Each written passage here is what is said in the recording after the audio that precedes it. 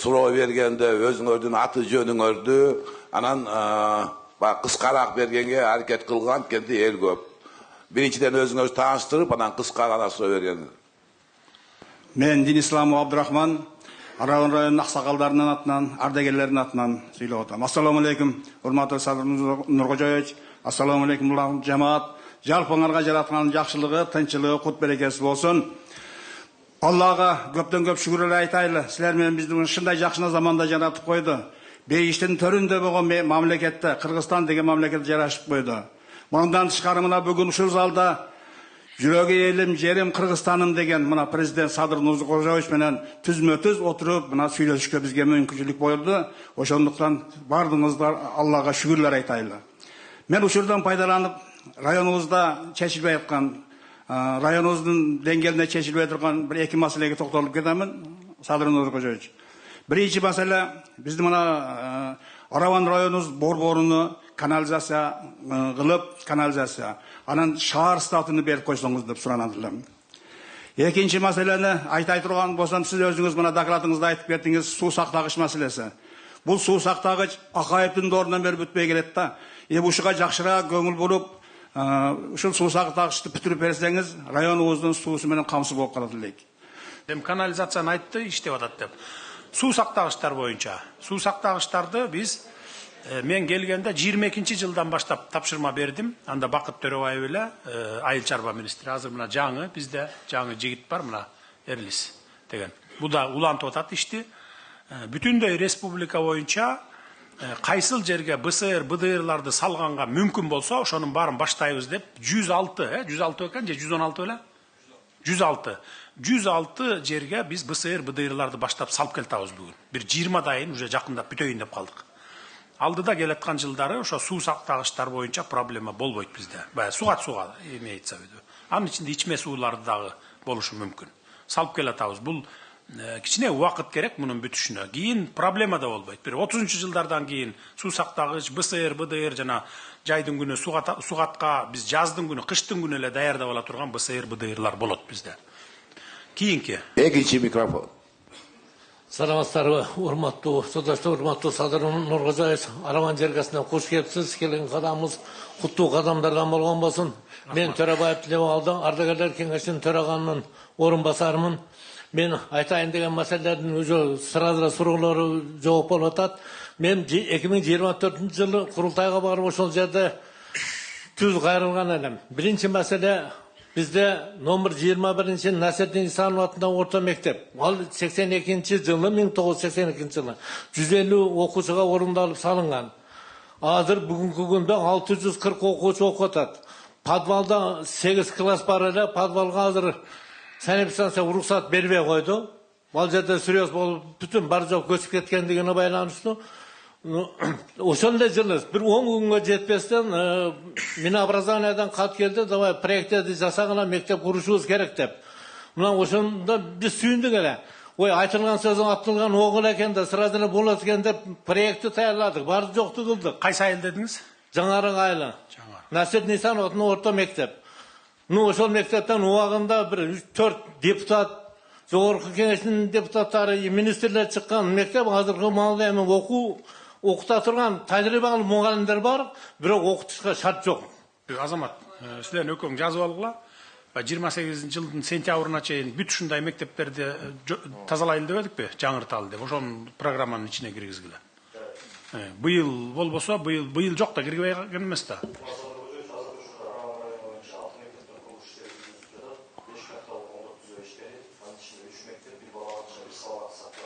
Бул мектеп жок да, жаңарык мектеп. Эмдиги жылкыга киргизгиле дагы, ошум 28. Ассаламу алейкум, Садыр Нуркожоевич. Менин аты жөнүм Карабаев Равшанбек. Мен Тепорган айылдан болом. Равшанбек дейсизби? Равшанбек. Биз ишкербиз.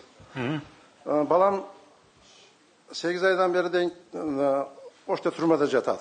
Биз мына Тепорган айылыга больница ишкерлерди бир 30-40 адамды ишкер балам иштетет. Шуну пастава кылып жаткызып коюшту, азыр ошто жатат. Шуга бир жардам берсек. Эмне менен иштейт эле? бизнес да, мына магазин құрдық, темір складтар құрдық, қазір больница құрып атабыз. Ішкер бір 30-40 адамды іштетеді балам. Эмнеге камап койдун? Оны мына жерде әлгі енді пастава қылып, Эмне подстава? документ жасап берем деп тұрып, документті ақшап деген албарса, шуну кекенбі пастава қылып, шу қамап қойды деген, шунга жардам берсеңіз деп. Қана контор, айтыңызшы, не болды? Саламатсызбы, Садыр Нұрғожаевич, саламатсызбы, Араван район тұрғындары, ұлттық қауіпсіздік қызметінің орынбасары генерал-майор Итаев. Садыр Нұрғожаевич, бұл бойынша бұл жарандан бір тұрғандары ішкерлік қылады, торговый центрлері бар, мыйзамсыз қойылған, ал бойынша бұлар кадастрға қылып, ошол мыйзамдаштар белгіледі, взятка беріп отқан жерінде қармалған, бардығы тергөө иштери амалдары толығымен бүткөн, азыр бүгінгі кылмыш иши тергелип бүтүп, сотко берилген. Азыр Дача взятка экен да? А курган жери документи жок куруп алышканбы? Yok документ. Мыйзамсыз курган достук айылында жайгашкан мыйзамсыз документтери жок. Ошо мыйзамсыз болгондо эч кандай документтери жок эле куруп алганбы? Жок. Мыйзамсыз берилген барды.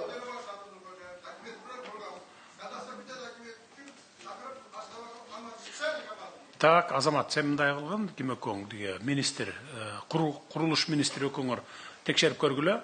Кимисиники бияктыкы чынбы же тияктыкы чынбы? Мага бүгүн текшерип туруп айтасыңар. Түшүндүңөр, а? Түшүнүктүү болду. Мен муну жазып алдым, мына кемин көзөмөл алам. 4-cü mikrofon. Assalamu alaikum.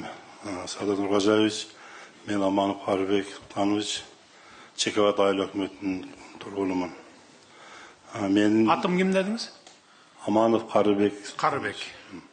Qaribek Mirza. Menin 12. yılı iki balama bölüş yer alış için çeşim çıkandı. Biroq yer yok. Oşoğa arızdandık partiyalarga biz nime bolbaydı da. Şu çeşim nime üye ballarıma üye alalıydın da. Oşo. Üy salgangabı же айдоо жерде атасыз? Yok. Üy kurganı. Üy kurganга. Çek. Эки балаңыз квартирада жүрөбү азыр анан? Ооба. Үйлөнгөн, жайланганбы? Үйлөнгөн, эки балдар, балдар бар. Мамлекеттик ипотекалык компанияга турдубу, кезекке турду беле же турган жок? Жок, ондай жок. Шаардабы өзүнөз? Айылдабы? Çeşim çıkan çeşim, yer жок деп атат. Эми жерлер боюнча мен көп эле айтып келатам, уксаңыздар керек, телевизордон айтып атам, интернеттен айтып атам. Жер бизде жылдан жылга тарып баратат. Мына биз азыр 7,5 миллионго жеттик элибиз. Кошуна Өзбекстан 40 миллионго жетти. 40 миллионго. Биз 7,5 миллионго жеттик. Жерлердин баарын убагында үлүшкө таратканда билесиз да, үлүшкө таратып, анан ФПСтин жери деп алып калганбыз, ал жерлерге биз сельхоз продукцияларын айдап атабыз азыр. Кээ бир айдалбай калганда жерлер бар. Өзүбүз биз буудай менен камсыз кыла албай атабыз бүгүнкү күндө. 40% кылабыз. Жылдан жылга азайып баратат алда. Улам жерлер азайган сайын азайып баратат. 60%ын биз Казакстан менен Өзбекстан, Россиядан сатып алып атабыз. Дагы башка тамак аштар бар, импорт кылып келип атабыз. Ошон үчүн жерди биз колдон келишинче экономдойлу деп атабыз. Мындай капталды көздөй кетпей, бийиктикке кетели деп. Азыр эми мына райондорго келип атабыз, райондорго, кичи шаарларга 5 этаж, 9 этаж, 12 этажга чейин салып берип, квартираларды берүү иштерин аткарабыз. Мына азыр мурда областтардын центринан чыга албай атсак, мына кече жакындан баштап райондорго өтө баштадык. Райондун борборунда, мына ушул Араванга как раз 17 гектар жериңер бар экен. 11 гектар жериңер бар экен, ошол жерге 3000 квартира сала тургандай тапшырманы бердим азыр мына мамлекеттик ипотекалык компания менен курулуш министрлиги жакында ишке киришет. Ушул жерге бир 1,5 жылдын ичинде салып бүтөбүз. Ошол жерге кезекке туруңуздар дагы, ошол жерден алыңыздар. Эми айылдарда жер жок. Мисалы менин айылымда деле жер жок. Башка мунун бул кишинин, тиги кишинин айылында деле жер жок да эми. Айдалып аткан жер бар, а жерден тамак аш алып жеп атабыз да. Анан жердин баарын эле үйгө бере берсек, кийин бир 20-30 жылдан кийин, 50 жылдан кийин ачка калабыз элдерибиз. Экинчи микрофон. Саламатсыздарбы? Мен ОСО-сонун Курут Аматова Чолпонай атын. Атыңыз ким дейсиз? Чолпонай. ОСО-сонун Курут 100 долбор 100 ишканага киргенбиз. Менин суроом ишкерлик боюнча Бизде Кыргызстанда мен ошо кыргыз патентке барып бир ойлоп таап патенттештирип жүргөндөн бери ушул нерселерге көп дуушар болдум. Кыргызстан элине пайдалуу нерсени ойлоп таап, дүйнө жүзүнө экспортко чыгарса боло турган идеясы өтө күчтүү бир нерсени ойлоп тапкандар эч бир мындай көңүл бурулбай, каяка барышыбызды билбей эле калып кетет экенбиз. Кана айт. Сизди биз кабыл алайлык азыр ошол сиздин идеяңызды карашып салып биз жардам беребиз. Экспорт жагынан дагы жана акча бөлүп берүү жагынан дагы биз даярбыз. Экспорт боюнча биз бардык эле бизнесмендерге жардам берип атабыз. Мына сухофруктларды жөнөтүп атат, өзлөрүнүн продукцияларын жөнөтүп атат, Германияга чейин, Австрия, Парижге чейин барып атат. Жөнөтүлүп атат.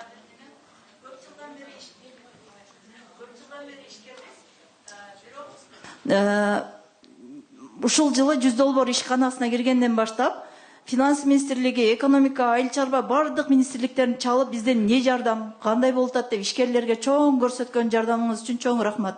Болуп көрбөгөн өзгөрүштү көрүп атабыз мына ишкерлер. Чоң рахмат, Алла разы болсун. Рахмат. Тияк менен байланышып Үчүнчү микрофон. Сунуштарын алгыла. Саламатсызбы, урматтуу президент. Мен атым Мерим, жеке ишкермин. Мен атайын сизге Ош шаарынан Келечек базарынан келип отурам. Урматтуу президент, Келечек базарын жеке көзөмөлүңүзгө алып бербесеңиз болбойт. Себеби Келечек базары коррупцияга малынып баткактан чыга албай калдык. Ассоциация башчысы Альберт мырза, подрядчиктер жана лидерлер биригип алып, карапайым калктын канын ичип бүтүштү. Мисалы, мен жеке ишкер катары буга чейин соода тармагында мына 3 жылдан бери эмгектенем. Патент дедиңиздер, патентти да алдым. ККМ дедиңиздер, ККМди да алдым. Эски Келечек базарын снос кылып атканда Жеңишбек Токторбаевичтин сөзү бар. Жаңы Келечек базарыңыздардан ар бириңиздер Ак буранын үстүндөгү базар беле? Жок. Же башка? Жок, жанагы Башнянын жанындагы. Жаңы Келечек базарынан сиздер бардыгыңыздар өзүңүздөрдүн мыйзамдуу орундуктарыңыздарды аласыздар деген. Бирок бүгүнкү күндө тилекке каршы Альберт мырза, подрядчиктер, лидерлер биригип алып, чоң атасынан калган баягы казнасында эле каалагандай калчап, каалаганына берип, каалаганына бербей атат. Мен мисалы өзүм 3 местага первоначалкасын 30%-ин төккөнмүн. Бирок ушул убакка чейин менин мыйзамдуу орундуктарымды сатып жиберишкен. Булар башка жарандарга сен кечиктиң талон алып аткан убагында сен кечиктиң деген жүйөө менен ушул убакка чейин менин мыйзамдуу орундуктарымды бербей келишет. Мындан сырткары Альберт мырза, подрядчиктер жана лидерлер биригип алып, азыркы учурда Альберт мырзанын атында 70 места орундук бар экен. Карапайым калк жана первоначалкасын төлөй албай калган адамдардын орундуктарын булар присвоили. Жеке менчикке алышкандагы ар бир местадан булар 10 000 доллардан пайда көрүп атышат. Келечек базарында иштеген ишкерлерге 5 000 доллардан сатып алганбыз. Булар сырттан келген инсандарга 15 000 доллардан сатып алып атышат. Эми элестетиңиз. Азыркы учурда Альберт мырзанын атында 70 орундук бар. Менин колумда по факту документи боюнча Ал ошо базар башчысыбы? Базар башчысы эмес, ассоциация башчысы. Биз Келечек базары олку-солку болуп турганда ассоциация түзгөнбүз. Түшүнүктүү. Так, өкүлчүлүк. Прокуратура менен биргеликте, областтык прокуратура менен городду да подключать эткиле. Биргеликте бул Мерим айымдын айтканынын баарын изилдеп чыгып турган мага эртең далашт эткилечи. Усманов мырзалы, Чекебат айыл өкмөтүнөн, урматтуу президент, биздин көйгөйүбүз Жаркыштак айылыбыз эң чеке границада жайгашкан. Анда суга суу менен камсыз болуу өтө өркүнчтүү болуп жатат. Ошондуктан биз Бактияр насосуну 2025 жылда башталат деп айыл чарба министри айтып кеткен эле. Ошондуктан азыркыга чейин 500 гектар жерде суга суу менен камсыз болуп жатат. Ошондуктан азыр керек, шуну азыркыга чейин башталган жок. Так, суу чарба министри эмнеге болду? Бардык акчалар өттү деген. Мен такта биринчи, Садыр Кожоевич. Бияка келип атканда мен такта биринчи дейм, азыр канча жообун берип коеюн. Себеби белки биз БДЛдин ичиндеги маселенин жагасы маселе, мен чыгып айтып коеюн. Рухсат берсеңиз. Бул ишиге жолугасыз министрге. Баарын айтып бересиз, кайсы жерде турат, кайсы жерде, местасын айтып бересиз. Бопту. Дарегин. Ошондон Фергана каналы өткөн, бияка hiç ilancı yok da suğa açtık. Çoğuluştan keyin jolup ministriге айтып бересиz бар. Экинчи маселебиз бар. Маалымат берип коесуз. Рахмат. Биринчи микрофон. Садыр Нуркожоевич, Hoş gelipsiz Batırı Köp, Aravan rayonuna. Men 3-cü kurultaydın delegatı Altıbayev, Üsönbay Aytıbayevич.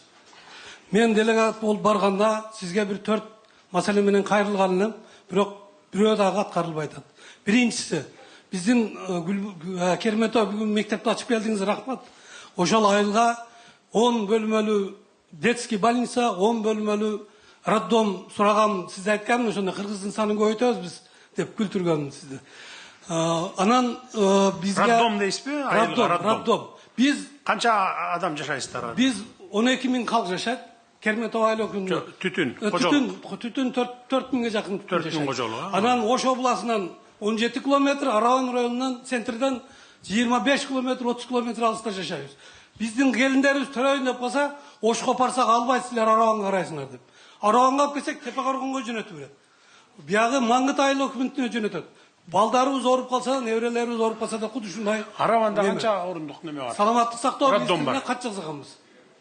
Канча роддом? Араванда центрдин өзүндө 33 орундук роддом бар. Экинчиси Төмөйүндө 1 орундук роддом бар. Төмөйүндүн жашоочулары 20 000.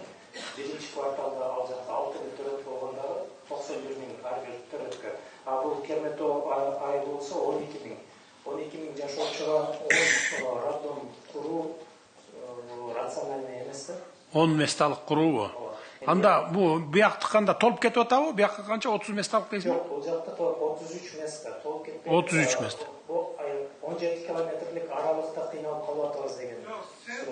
Биздин сөзүбүз, бизден жакыныраак Маңгыт айыл өкмөтүндө роддом бар, детский больница бар. Не біз 25-30 километр алыста жашаган Кермето айыл өкмүндөн курулбайт? Маңгыт айылына 15 орундук детский, ал жерде роддом эмес, детский менен терапия бар. 10 детский, 6 терапия.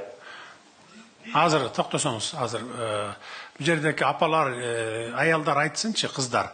Бул жер толуп кетип 30 мындай ошентип аткан жокпу Араван райцентрдыкы? Толуп кетип орун жок болуп калабы? Бул жер толуп кетет, мисалы төрөткө келсе 30 места тең занят, биздерге места жок деген моменттер барбы ушундай? А министрдин айтымы баягы айылга эле роддом сала бериш бизге мамлекетке пайда эмес деп атпайбы деге? Жок, бул Кермето айылда.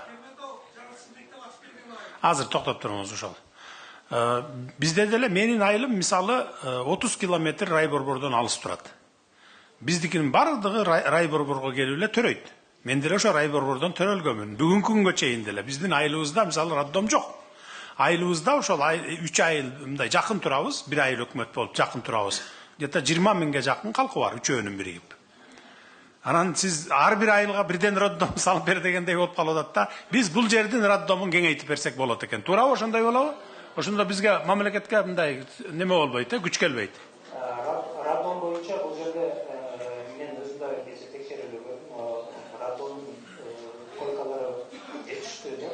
Бул жердикиби? Маселе бул жердеги роддомдо эгер оор төрөттөр болсо Ошко жөнөтүшөт. Ошол маселени. Төрөт оор болсобу? Жок, бир айтып атпайбы, биткон болуп калат деп. Орун жок болуп калат, анан ошондон Ошко жөнөтөт деп атпайбы? Калк айтса калп айтпайт дейт. Дагы бир 20 орундукту куруп берип коелу жанына. Дагы бир өзүнчө имарат кылып туруп. Негизи Араван больницасынын өзүнүн 20-жылы бул араптар куруп беришкен, а калган зданиялары да мындай 57-60-жылы курулган зданияларда эгер бир гана төрөт эмес, анда толук эле бир больница курулган туура болот 200 орун. Анын ичинде төрөтү да бар,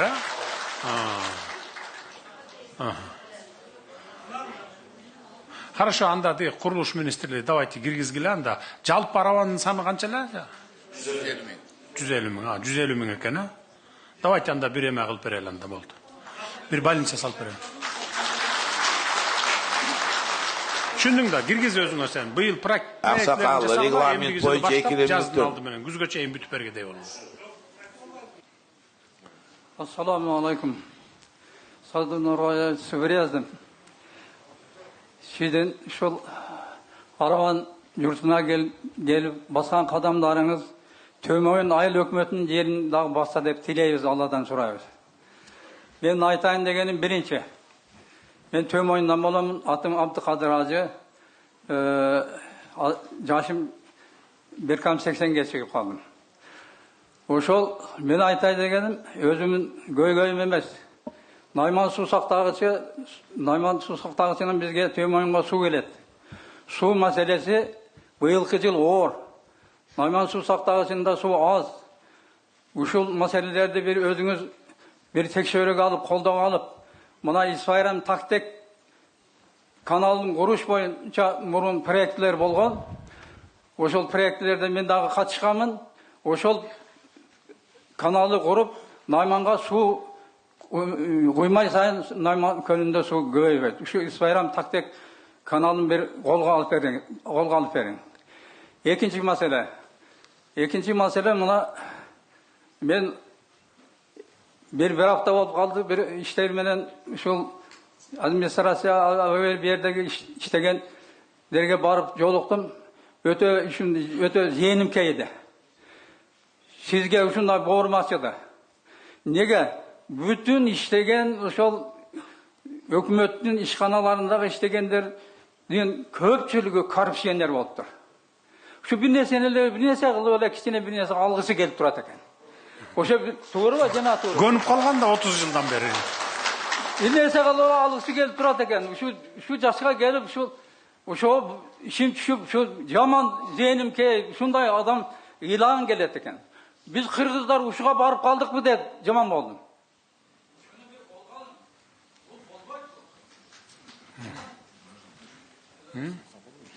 Атын атасаңыз болобу ошол? Атын атап коюңузчу. Жок, эми атабайм, атаганда. Кайсыл администрация дедиңиз, кайсы айыл өкмөт? Бардык эле. Айыл өкмөтүнүн эле атын атап коюңуз, же акимчилик? 60% şu немелер бар. Бардык. Өзүңүз текшерсеңиз болот. Эми бар, андайлардын баарын четинен кармап атабыз, бирок баары бир деле токтолбойт экен. Мен ойлойм да, баягы камалгандан кийин ушундан диги баягындай мисал алып, баягы үлгү алып, бул камалып кетти, кокуй мен камалып калбайын деп, мунун ордуна келген киши таза иштейт болуш керек десем, 1 жыл 2 жыл өтүп эле дагы эле ошол иш менен беркиси да камалып кетет да, ушундай да. Пендечилик деген ушундай экен да.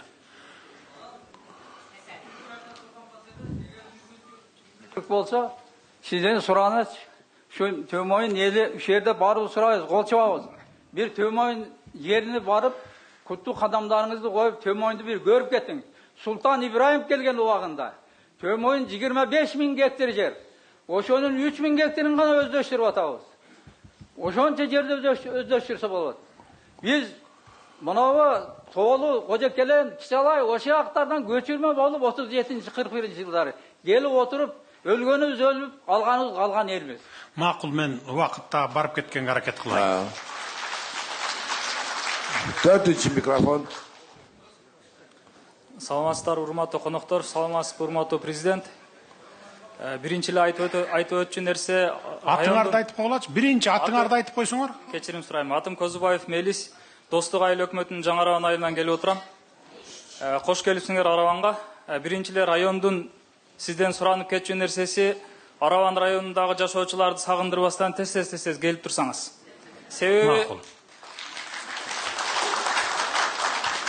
Себеби сизди келет деп 2 жумадан бери Арабанда bir радикалдуу өзгөрүү болду. Көп нерселер оңолду. 2 жумадан бери.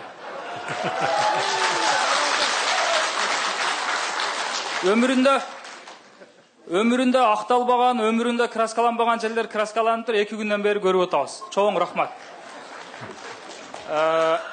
Негизги айтчу нерсе, жергиликтүү бийлик дагы деле ошол илгеркеле адап берер экен да, андасын.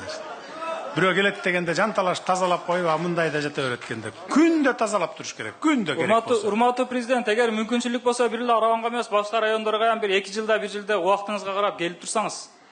Себеби бул өтө керектүү нерсе. Область боюнча 5 районго барам. Рахмат. 15-16-сына чейин Ошто жүрөм мен. Рахмат. Негизги айта турган нерсе, биз Жаңы Арабан айылынын тургундары сизге келип турушубуздун себеби, биз суу сурап, же асфальт басып бериң, же столбадан электр энергия тартып бериң деп келбедик. Биз Кыргызстандын келечеги болгон, Кыргызстандын жаштары, өз айылыбыздын жаштарынын келечегине балта чабылып атканын көзүбүз менен көрүп, чыдабай келип отурабыз ушул жерде. Мектеп айылыбызга 73-74 жылы 25-30 орунду бала бакча курулган. 2026 жылы такыр сынып нормаларына туура келбесе дагы ошол бала бакчада элдин ашар жолу менен бир аз кошумча бөлмөлөр кошулду. 2026 жылы 70 жылы курулган сынып нормасында курулган 30 орунду садикте 310 окуучу окуп жатат. Бул биздин жаштарыбызды, биз өзүбүздүн айылдагы жаштарды көрүп өкүнүп атабыз. Алардын келечегине балта чабылып атат. Мейли эгер толук кандуу 11 класска чейин окуса макул, алар 9 класска чейин окуп, 11 класска чейин окубай атат. Кийинки айыл менен аралык 5-6 километрди түзөт. Көпчүлүк колунда барлар мүмкүнчүлүгү канча кожолук бар? 400 кожолук бар. 400дөн ашып кетти азыр. 11 класстык, 12 класстык мектеп жок бу айылыңда? Давайте неме кылгыла, срочно 12 класска чейин өткөзгүлө. 400 кожолук болсо, ал жерде уже мүмкүн аны. Эгер 100-150 кожолук болсо, анда түшүнсөк болот эле.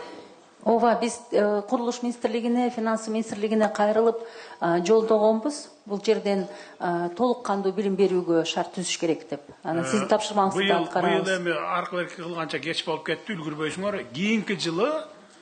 Кийинки жылы окуу жылы сентябрда башталат, Кийинки жылы толук кандуу мектеп кылып өткөргүлө. Түшүндүңөр, Биринчи микрофон. Садыр Нургозоевич. Мен ошо Араванда чыкканыңыз деле Домбыйта бар. Мына жерде. Ошо Домбыйтаны 90 канчанчы жылдары коллективи, мен анда иштебейт элем, ал Домбыйтаны билбейм. 53 адам приватташтырышкан. Закон боюнча. Анан 53 адамдан мен сатып алганмын 6 сотыгын. Жанында мусор турган жерде. 6 сотык жерде сатып алып, ал жерге үй курайын дедим эле. Анан чоңураак кылып туруп, детсад аштым, Трикота деген. Эми правительство айтып атты, мына ол мектеп, детсад кем деп. А мен ошол жерге детсад курдум. Курган менен кийин мына эми ачыгын айта берейин, Ташиевдин командасы там эсенбулар, прокуратура, жер адистери ошо жерди жер чоң эмес, меники 6 сотык. Алардыкы бир гектарга да жетпейт Домбыйта. 53 адамдыкы. Алардан сатып алган. Кызыл китепти алышып, вообще государствого алып кетти. Бул план үчүн кылды окшойт деп ойлоп атам. Мына биз жерди алып алдык, анан мындай кылдык дегенчи правительствонун астында. Бул туура эмес деп ойлоймун. Бул биринчи вопросум. Экинчиси, анан мен бул детсад невыгодный. Эми Ош менен Бишкекте өзүңөр билесиңер, 15 миңден 25 миңге чейин төлөйт. Ар бир ата-эне коммерческий. Немеде Араванда 6-6,5 миң алабыз. И то 100 адамга, балага расчет кылынган 30-40 баладан ашпайт. Эмир бул районный центрда 6-6,5-дан ассаң уже баланы алып келди да, алып келишпейт. Эми бул жерде азыр сиз канализация немени айттыңыз, сууну. Бирок газ маселеси да начар экен. Аравандачы. Газ маселеси мына Өзбекстан жаныбызда. Газды эмне деген Газпром? Сиз депутат учуруңузда 1 сомго сатылды деп чыркырап Biz Kırgızstan'a жеткизебиз деп обещать кылышкан, кыйкырышып, Газпромго сатып атканда. Азыр Араван боюнча бир да газ жок. Неме 1 сомго саткан Газпромубуз 7 сом эмес, 28 сом болуп кетти газ. Бул даже Араванда жок. Бул экинчи маселе. Эми мен 3 жолу мына айыл өкмөт өзгөрдү. Мен 4 жыл болду ачканыма, 15 жыл болду мен сатып алганыма. Кызыл китепти жок кылып коюшту 6 сотык. Мен даже Кыргызстанда 75ке чыксам, 75 жылдан бери жер үлүшүм да жок. Домбут өзү турабы мында имараты, же ал дагы жок болуп кеткенби? Домбуйта турат. Мен салган детсадда турат. Участогунан алгансыз, Ошонун участогунан жолу бош жерди алып мусор баскан. Билишет бардыгы мына ол ушул жердегилер, аравандыктар билет мына Домбуйта аркасы. Жалпы канча сотук эле ал Домбуттун территориясы? Территориясы 1 гектарга жетпеген жер. Ошонун 6 сотугун мен сатып алганмын. Үй салайын деп. Анан детсад. Бирок садик кылып, детсад бала бакча кылып иштеп атасыз. Азыр иштеп атабы? Иштеп атат. Бирок айтып атпаймынбы? Аны дагы ошо мына команда тартып алып. Айткылачы прокуратура ГКМБ кайра кайтарылып алып койду эле жагандай. Мамлекетке алынды эле домбут жагандай. Садыр Нуркожоевич, бул боюнча ГКМБ иш алып барган эмес, кылмыш ишин биз козгогон. Прокуратура бардыңар беле. Берчи прокуратура. Саламатсыз, Садыр Нуркожоевич, мында карап көрөлү. Прокуратуранын добарысы келтирилсе керек, сот субъекттери осы добарысы бардыңар келтирип. Сот субъектилерди кайра кайтаруу боюнча иштешкен. Эми мындай кылалы. Бу киши эгерде бир башка бир коммерциялык же болбосо үй салып алган болсо мейли эле, эми бала бакча салып алып иштетип атса тийбегиле ага. Аны домбутты кайтарган учурда дагы бул кишинин немесин алты сотугун узаконить этип бергиле. Рас бала бакча кылып иштетип аткандан тийбеш керек.